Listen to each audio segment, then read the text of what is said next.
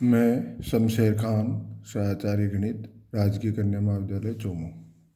अपन पढ़ रहे हैं क्षेत्रकलन।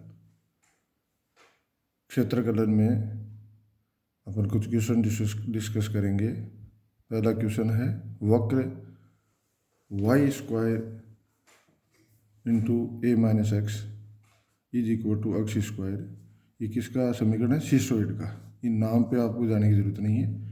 वक्र दे रखा है y square into a minus x is equal to x square और उसके अनंत स्पर्शी। तो वक्र y square into a minus x x square और उसके अनंत स्पर्शी द्वारा घिरे क्षेत्रफल का मान ज्ञात करो। ये अपना प्रश्न है। सबसे पहले इस वक्र का अनुरेखण करेंगे। अनुरेखण में हर एक एक पॉइंट, जैसे अनुरेखण का क्वेश्चन करते हैं वैसे करने की जरूरत नहीं। मोटा मोटी अनुरेखण करके अपन इस वक्र का रेखा चित्र बनाएंगे, डायग्राम बनाएंगे। तो इसके लिए अपन सबसे पहले देखते हैं कि x और y की घात सम है या विषम है।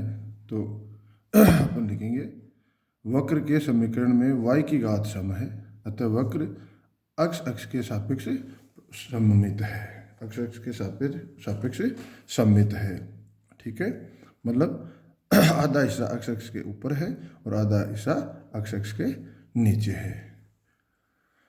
और अब अनंत स्पर्शी देखें तो इसी वक्र की समीकरण से अपने को पता लगेगा कि y की उत्तम घात के एक घातीय गुणनखंड को शून्य के बराबर रखने पर अनंत स्पर्शी x minus a equal to 0 या x is equal to a. x is equal to ए।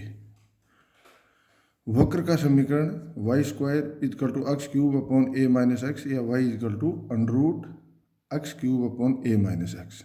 ठीक है, ये वक्र का समीकरण है। समीकरण को इस रूप में अपन ने लिख लिया। ठीक है, एक्स की सीमा y इजकल टू 0, तो y इजकल टू 0 कहाँ है? ये y इजकल टू 0 पे x इजकल टू 0, तो दोनों मूल बिंदु पे ये वक्र मिलेगा। ठीक है, मूल बिंदु पे वक्र स्पर्श करेगा। तो वक्र की आकृति मूल बिंदु से शुरू होगा और इसके x इजकल टू a को अनंत पर स्पर्श करेगा। ये अपना एक भाग हो गया। इसी प्रकार ये सममित है तो दूसरा भाग x इजकल टू a को दोनों तरफ x इजकल टू a पर दोनों तरफ अनंत पे स्पर्श करेगा। तो ये अपना वक्र का अनुरेखण हो गया। मतलब अपना अनुरेखण में जैसे बिंदु निकालते हैं और उसकी जरूरत नहीं, केवल अपने को आइडिया मिल जाए। ज़्यादातर तो आप क्या है कि क्वेश्चन सोल्व करोगे तो आपको बार बार क्वेश्चन सोल्व करोगे तो आपको लगभग इक्वेशन का डायग्राम तो आपको ध्यान में आ जाएगा। देखते ही नहीं आए तो आपको जैसे अनंत स्पर्शी, तो अनंत स्पर्शी निकाल के देख लो कि अनंत स्पर्शी कौन सी रेखा है और वक्र मूल बिंदु पे टच करता है या नहीं, कौन से एक्सिस के सममित है। ठीक है, तो इस प्रकार अपन ये वक्र का अनुरेखण कर लेते हैं, वक्र का डायग्राम बना लेते हैं और अपने को क्षेत्र पता लग गया कि ये वक्र है, ये तो वक्र है और ये अनंत स्पर्शी है। इनके मध्य का क्षेत्रफल ज्ञात करना है। तो इसके लिए अपन क्या करेंगे कि इसके आधे भाग का क्षेत्रफल ज्ञात कर लेंगे और 2 से गुणा कर देंगे। क्यों? क्योंकि ये x के सममित है। तो जितना क्षेत्रफल ऊपर है उतना क्षेत्रफल x एक्सिस के नीचे है। तो अभिष्ट क्षेत्रफल इजकल टू 2 इंटू समाकलन 0 से a। भाई x की लिमिट क्या हो गई? 0 से a। x की लिमिट क्या हो गई? 0 से a। तो समाकलन की लिमिट हो गई 0 से a y dx।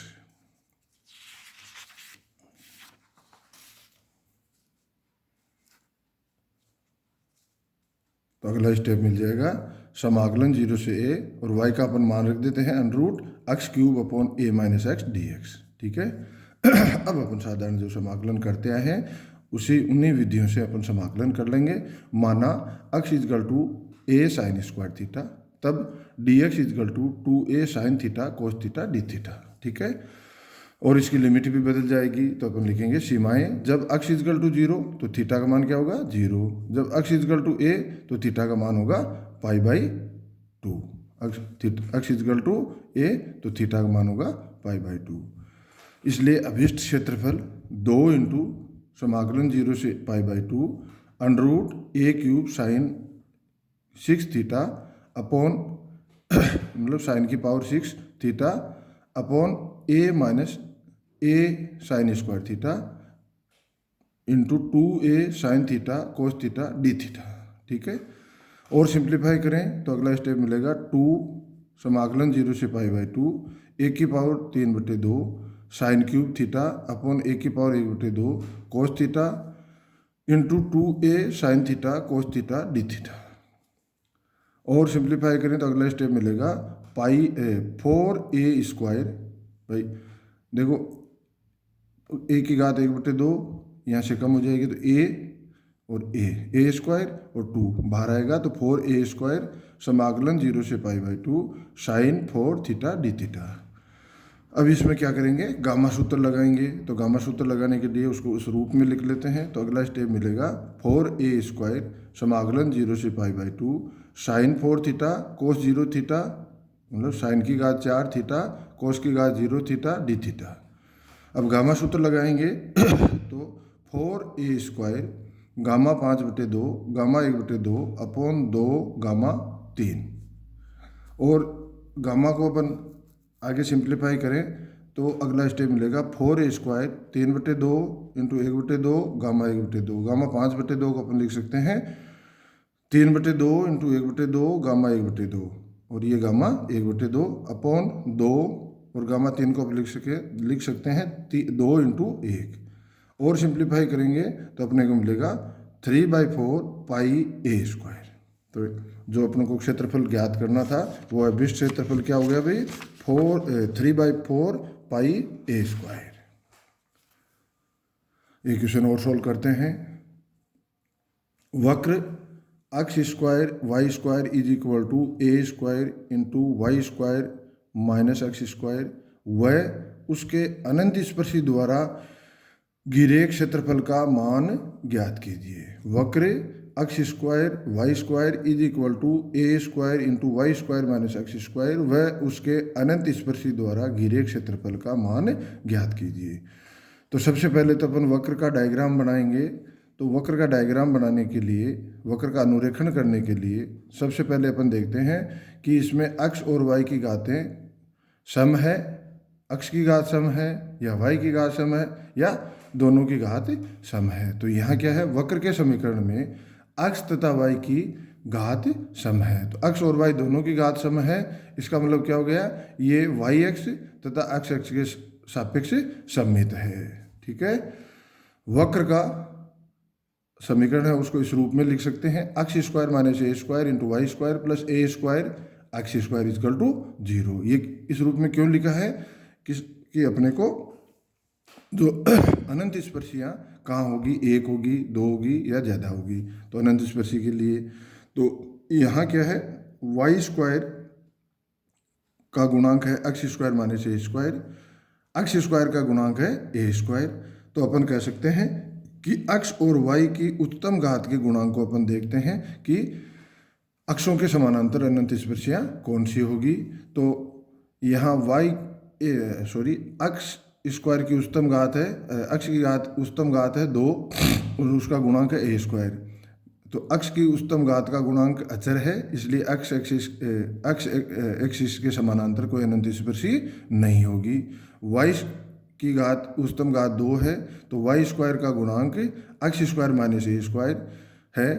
तो इस y एक्सिस के समानांतर अनंत स्पर्शी होगी।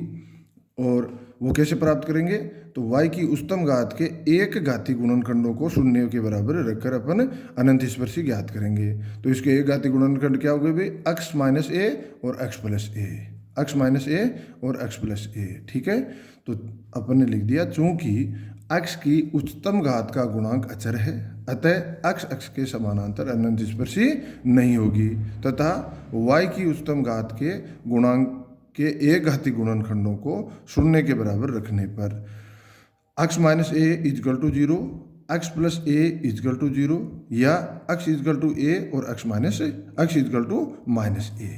अर्थात अक्ष इजकल टू ए तथा अक्ष इजकल टू माइनस ए अनंत स्पर्शियाँ होगी। अक्ष इजकल टू ए और अक्ष इजकल टू माइनस ए अनंत स्पर्शियाँ होगी। दूसरी बात, पहले अपन ने ये लिख दिया कि ये वाई एक्सिस और एक्स एक्सिस के सापेक्ष सममित होगा। तो वाई एक्सिस है तो इसके दोनों तरफ ये सममित होगा, एक्स एक्सिस है इसके दोनों तरफ ये सममित होगा, ठीक है। और इसकी लिमिट का मतलब y इजकल टू 0 पे देखो, y इजकल टू 0 कहाँ है भाई, अक्ष एक्सिस पे है, तो y इजकल टू 0 पे अक्ष इजकल टू 0, तो ये वक्र यहाँ मिलेगा, ठीक है। और y इजकल टू इन्फिनिटी तो अक्ष इजकल टू प्लस माइनस ए, तो y इजकल टू इन्फिनिटी वक्र अक्ष इजकल टू ए पे कहाँ मिलेगा, अनंत में मिलेगा। अक्ष इजकल टू माइनस ए पे कहाँ मिलेगा, अनंत में मिलेगा। अक्ष इजकल टू ए पे इधर क्योंकि सममित है तो इधर भी ये अक्ष इजकल टू ए पे अनंत पे मिलेगा। अक्ष इजकल टू माइनस ए पे कहाँ मिलेगा, अनंत में मिलेगा, ठीक है। तो वक्र का ये समीकरण भी अपन लिख देते हैं। वक्र का समीकरण क्या है, वाई के लिए इसे सोल्व कर लेते हैं। तो वक्र का समीकरण y square is equal to a square x square upon a square minus x square, या इसके लिख देते हैं y is equal to a x upon under root a square minus x square, ठीक है। तो ये वक्र अपन बना लेते हैं। तो वक्र के लिए सबसे पहले तो ये देखना है कि वक्र अक्षों के परित सममित है या नहीं। फिर जो अनंत स्पर्शी दे रखी है भाई वक्र और अनंत स्पर्शी के मध्य का क्षेत्रफल ज्ञात करना है ये, ठीक है। ये ज्ञात कर लेते हैं कि भाई वक्र और अनंत स्पर्शी के मध्य का क्षेत्रफल ज्ञात करना है, तो अनंत स्पर्शी ज्ञात कर लेते हैं। तो अनंत स्पर्शी अपने को ये मिल गई, ठीक है। अब वक्र कहाँ मिलता है, y इजकल टू 0 के लिए कहाँ मिलता है, y इजकल टू 0 के लिए अक्ष इजकल टू 0, तो एक बिंदु हो जाएगा अक्ष इजकल टू 0 y 0 मतलब 0 0 पे, तो ये वक्र 0 0 पे मिलेगा। तो 0 0 पे मिलेगा और अक्ष इजकल टू 1 अनंत पे स्पर्श करेगा, तो अपन ये लाइन खींच देते हैं। सममित है तो ये लाइन खींच देते हैं। y के लिए सममित है तो ये जैसी लाइन है वैसी की वैसी लाइन ये हो जाएगी, और अक्ष इजकल टू माइनस ए पे अनंत पे मिलेगा। इधर भी अक्ष इजकल टू माइनस ए पे अनंत पे मिलेगा, ठीक है। तो ये वक्र अपना मिल गया। अब अपने को क्षेत्रफल कौन सा ज्ञात करना है, एक तो मतलब ये जो क्षेत्र है ये अनंत स्पर्शी और वक्र के मध्य जो क्षेत्र है ये अपने को ज्ञात करना है। ये दोनों अनंत स्पर्शी और वक्र के मध्य का क्षेत्रफल ज्ञात करना है। चूंकि वक्र दोनों अक्षों के परित सममित है तो अपन एक भाग का क्षेत्रफल ज्ञात कर लेते हैं और उनको जोड़ देते हैं, तो एक भाग का क्षेत्रफल ज्ञात करके उसे 4 से गुना कर देंगे। तो आगे बढ़ते हैं। अभीष्ट क्षेत्रफल 4 इंटू समाकलन 0 से ए वाई डी एक्स, वाई का यह मान रख देते हैं। तो 4 इंटू समाकलन 0 से a x upon under root a square minus x square d x. अब आगे का भाग क्या है, समाकलन का भाग है। समाकलन अपने को पीछे अपन ने पढ़ रखे हैं, आते होंगे। तो यहाँ अपन इस ज़्यादातर क्वेश्चन में अपन गामा सूत्र यहाँ काम में लेते हैं, और गामा सूत्र के बिना भी यदि समाकलन होता है कोई दिक्कत नहीं। तो आपको ये ध्यान में रखना है, ये सारी चीज़ें आपकी प्रैक्टिस पे डिपेंड करेगी। तो यहाँ अपन क्या करते हैं, अक्ष is equal to a sine theta put कर देते हैं, तो d x is equal to a cos theta d theta, और लिमिट बदल जाएगी तो अपन लिखेंगे सीमाएं अक्ष इजकल टू 0 तो थीटा इजकल टू 0, अक्ष इजकल टू ए तो थीटा इजकल टू π/2। तो अभीष्ट क्षेत्रफल 4 इंटू समाकलन 0 से π/2, 4 इंटू समाकलन 0 से π/2 a into a sine theta upon under root a square minus a square sine square theta into a cos theta d theta. और इसे सिंप्लीफाई करेंगे तो अगला स्टेप अपने को मिल जाएगा 4a स्क्वायर समाकलन 0 से π/2 साइन थीटा डी थीटा। अब समाकलन करेंगे, बिल्कुल साधारण समाकलन है। तो अगला स्टेप मिलेगा 4a स्क्वायर बड़े कोष्टक में माइनस कोस थीटा और लिमिट 0 से π/2। लिमिट लगाएंगे तो अगला स्टेप मिलेगा 4a स्क्वायर बड़े कोष्टक में माइनस कोस π/2 प्लस कोस 0, कोस π/2 का मान 0, कोस 0 का मान 1। तो अपने को अभीष्ट क्षेत्रफल क्या मिल जाएगा, 4a स्क्वायर। अभीष्ट क्षेत्रफल क्या मिल जाएगा, 4a स्क्वायर।